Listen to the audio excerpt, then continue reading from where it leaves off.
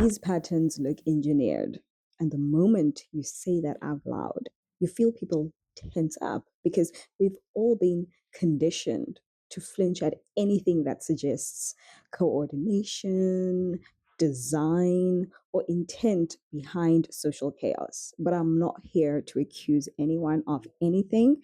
I am not here to chase shadows. I'm here to do something far more grounded. I just want to line up well documented historical programs, look at their operational structures, and then ask whether the shape of what we're seeing today resembles these past structures. That's it.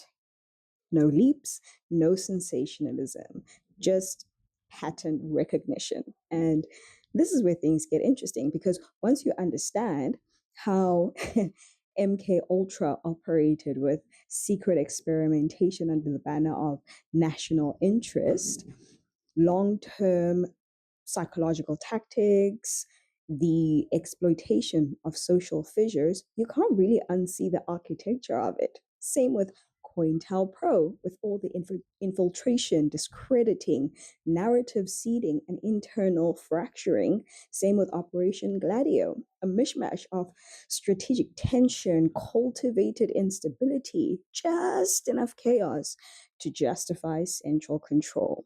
These are not conspiracies. They are well documented history. They are declassified, verified. We know these programs existed, and that is not up for debate. What is up for debate is whether the methodology used back then helps us interpret the strangely coordinated timing, messaging, and emotional manipulation baked into modern political and cultural flashpoints. And that is the basis of this episode.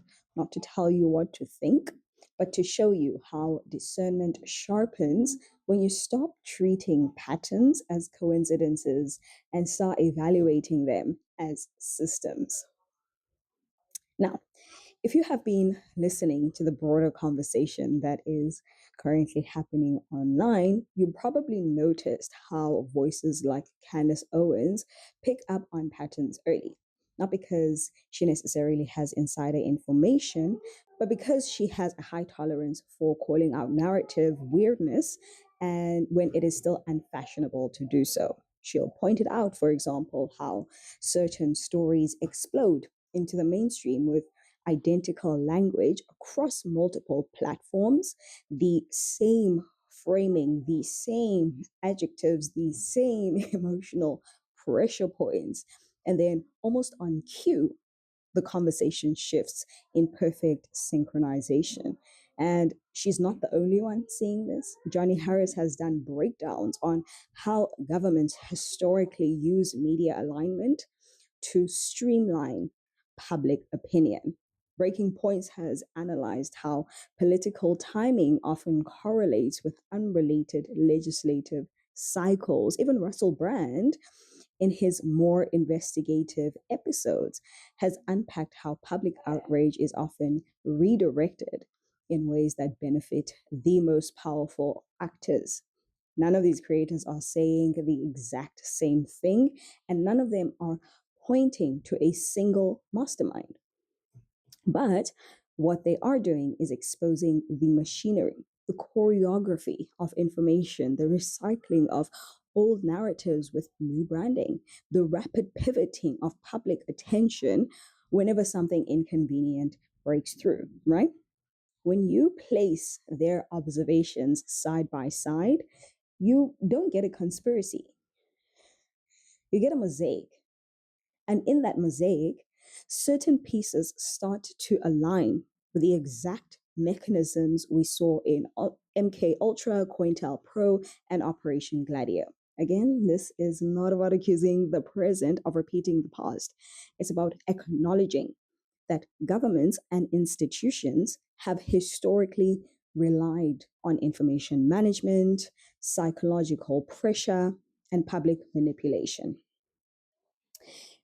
Ignoring that history doesn't make it irrelevant. It makes you blind. So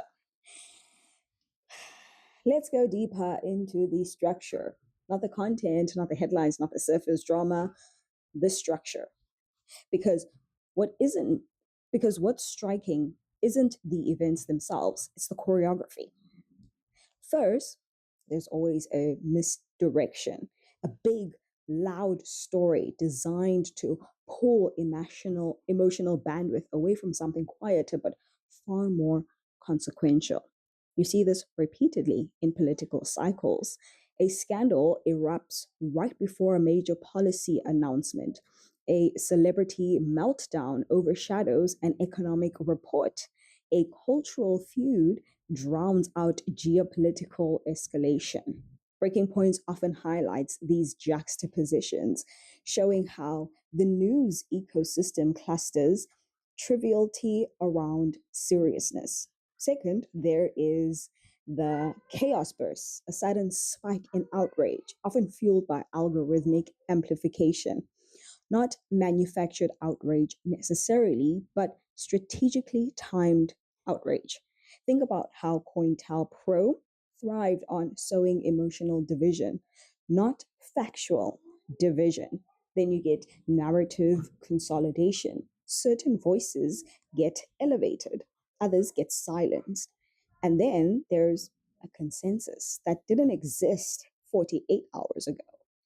Johnny Harris has explained how this pattern reflects a feedback loop between political institutions and digital platforms, each reinforcing the other. And then there's delayed disclosure, and this is the big one. With MK Ultra and Gladio, the truth only surfaced decades later, long after the damage was done. Today, we see a contemporary version, corrections quietly issued weeks later, reports buried on page 11, accountability softened by time. None of this requires sinister intent. It can function purely as institutional self preservation. But when these structural elements line up repeatedly, people naturally start asking questions because the patterns become too consistent to ignore. And this is exactly why Candace's suspicions resonate with so many people. Not because they want a villain, but because they recognize structure. Humans are wired for pattern recognition. It's how we survive. It is also how we discern. And if you are a Christian, this is not something that should surprise you, obviously. Scripture is full of warnings about deception, not like dramatic Hollywood style deception, but subtle distortion. The serpent in Genesis didn't launch a coup, he nudged perception. Paul talks about the mystery of lawlessness already at work, not as a future threat, but as a present reality quietly weaving itself through systems.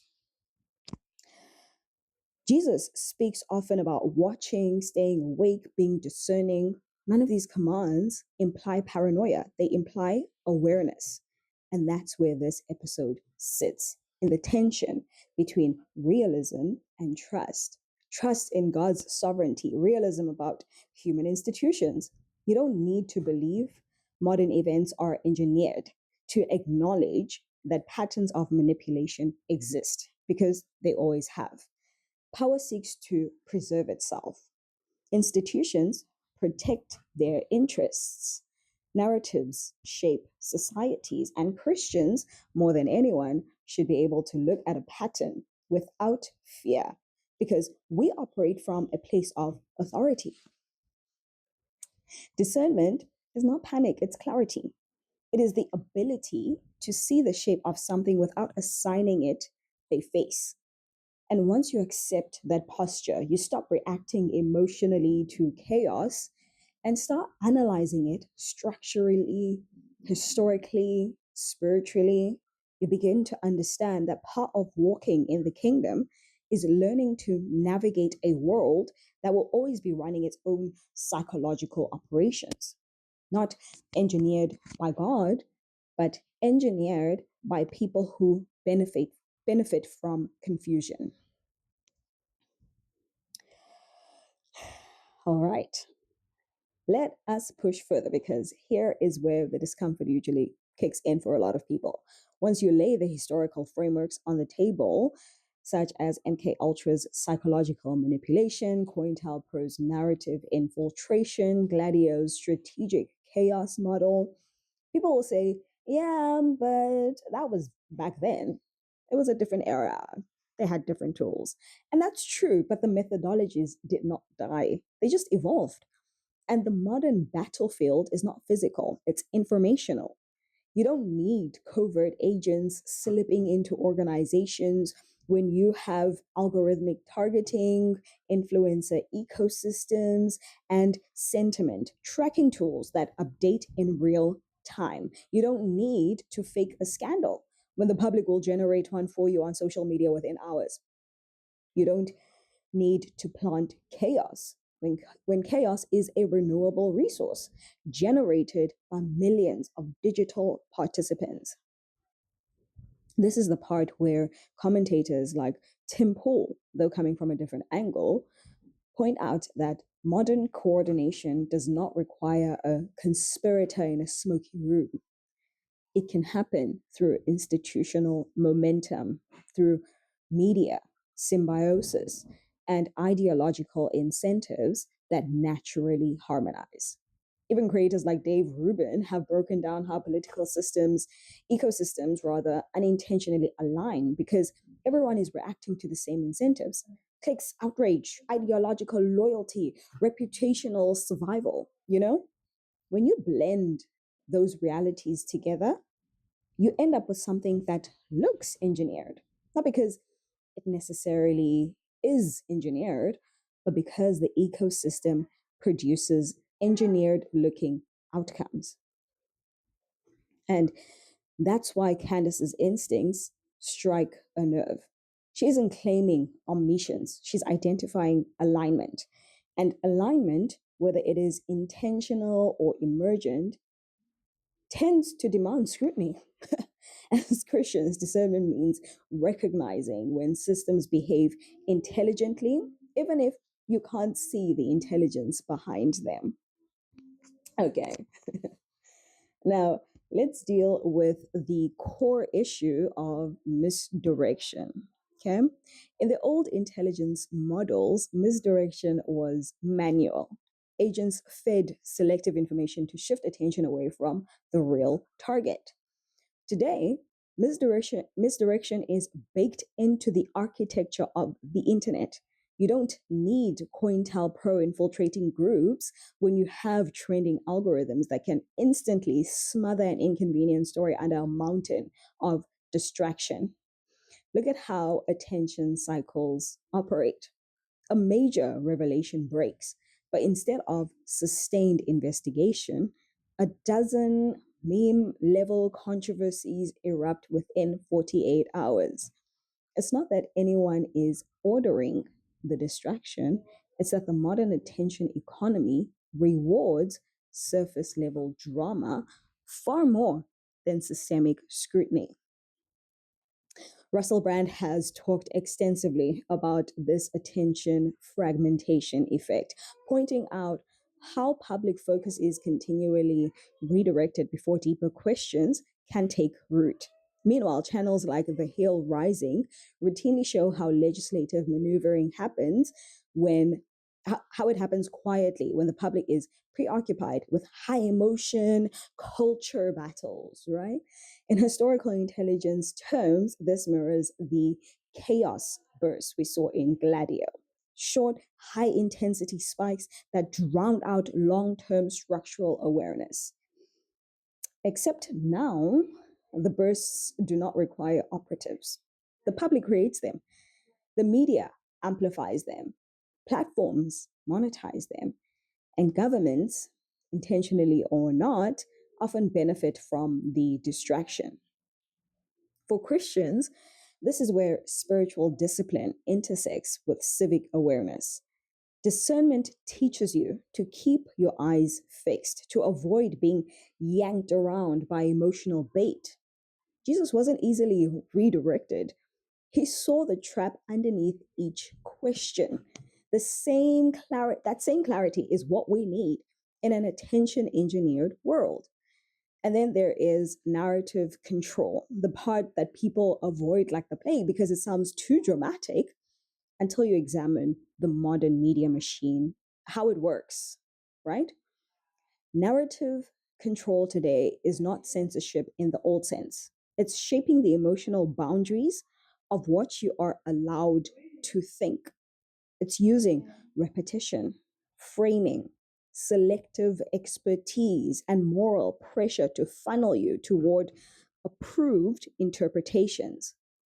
Johnny Harris has broken down how narrative framing shapes geopolitics, showing how countries craft stories that justify certain actions while downplaying others. Breaking Point regularly dissects how press releases become news articles with almost no modification, suggesting that narrative alignment is often logistical rather than conspiratorial. Meanwhile, creators like Spencer Smith often reminds viewers that controlling the narrative is fundamentally about controlling perception, which historically has always been a tool of power. Now, here is where God's kingdom's worldview provides an anchor for us. When you understand who you are in Christ, seated, not scrambling, discerning, not reactive, rooted in truth, not tossed about by every headline, you begin to see narrative manipulation for what it is. Not an all powerful machine, but a human system leaning heavily on your fear, your confusion, and your emotional fatigue. And once you stop giving those things away, the system loses leverage. That's why Paul talks about renewing the mind. That's not like just, oh, yummy poetic language. It's strategic resilience. Renewed minds are harder to manipulate. And then finally, let's touch on delayed disclosures because this is one of the clearest echoes from historical intelligence work. Every major 20th century program, whether it was MK Ultra, COINTELPRO, Gladio, was only fully acknowledged decades after the fact, long after public sentiment had moved on. Modern institutions haven't changed that pattern, they've just shortened the timeline. Today, we get updates or clarifications and maybe even revisions weeks or months later, usually released quietly at moments when attention on the matter is low. I mean, look at what is happening with the Epstein files, and even how the TPUSA is actually coming up now. But mainstream platforms do this, governments do this, corporations do this, and independent creators have started tracking it. The team at All In, while focused on tech and economics, often highlights how disclosures are timed to minimize backlash. Candace frequently points out how major corrections rarely receive the same amplification as the original narrative. Even Philip DeFranco, who is not even a political hardliner, has emphasized how updates are often buried under the news cycle churn. The point here is not that this is an actual operation. The point is that it mirrors a historical structure. Influence first, accountability later. And Jesus warned us repeatedly about those who operate in the shadows, those who rely on secrecy, those who prefer darkness, because their works can't withstand the light. Discernment means noticing when truth is delayed, not to panic, but to steady yourself. Because Christians do not fear the truth coming out. We are built on a kingdom where nothing hidden stays hidden forever. And that is why examining patterns is not paranoia, it's preparation. It's mental, spiritual, and civic preparation, not to accuse anyone, but to stay awake for yourself.